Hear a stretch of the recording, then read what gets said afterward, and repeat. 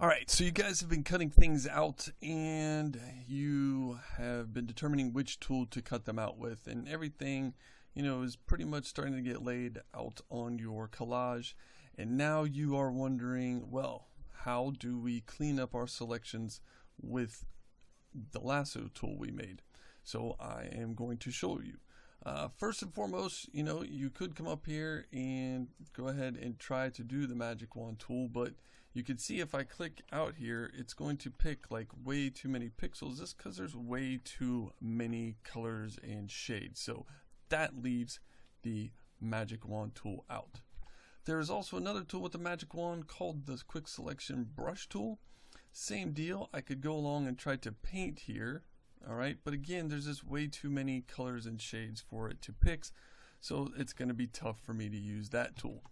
Now, up here with your lasso, hiding on the bottom is this neat thing called the magnetic lasso. Now, this will pick out what it thinks you are trying to draw next to. So, as long as you can draw with a fairly steady hand, you will be pretty good at this, and I will also show you how to correct it. So, here we go. I'm going to start trying to draw along the edge of my car, and every once in a while you can click just like you did in Paz to make an anchor point so that it seems to remember where you are following. Now again, this isn't going to be perfect, but it's going to be pretty darn close, and you can always go back and fix it later, which is what I'm going to show you how to do in a second while I am drawing along the side of this. So you pretty much just want to have as steady of a hand as humanly possible, and again, it's not going to be perfect,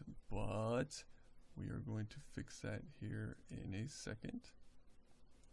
Alright, I'm almost back to the beginning. Here we go, and just like the path tool, it'll say connect. Alright, now you can see that is pretty darn close, but there are some areas that I screwed up in. Now, if you would like, you could come up here, and there are a few buttons. There is add to the selection or subtract from the selection. Now, what I would like to do is actually subtract from the selection. So I'm going to grab my brush,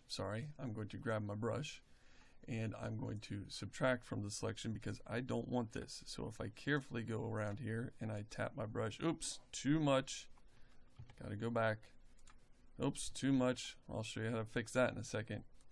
Oh, too much. Alright, too much again, and that one's not bad. That one kind of fixed that up a little bit, and there we go.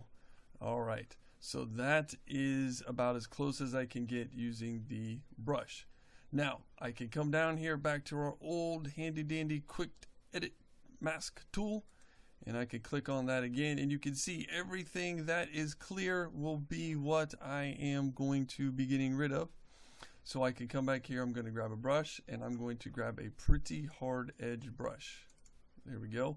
I'm going to obviously make it a lot smaller, and as long as it is set to black, I can go ahead and paint along the edge of these guys really carefully with black, and when I paint it in with black, that means I have selected that area. That will also give you a real clean edge, and it's going to be really hard for anybody to see that you made any mistakes. The same thing, if I switch it over here to white, you guys can see that would be added to my selection. But I want all this nice little pink area to be surrounding the car. Once I see this surrounding the car, I go ahead and click the quick mask again. That is awesome. The car is selected, but I do not want to cut out the car. I want to cut out the crap around it. So again, with our select inverse, go ahead and hit delete, and you can see it gets rid of all of the stuff, and your car is nice and clean for the cutout.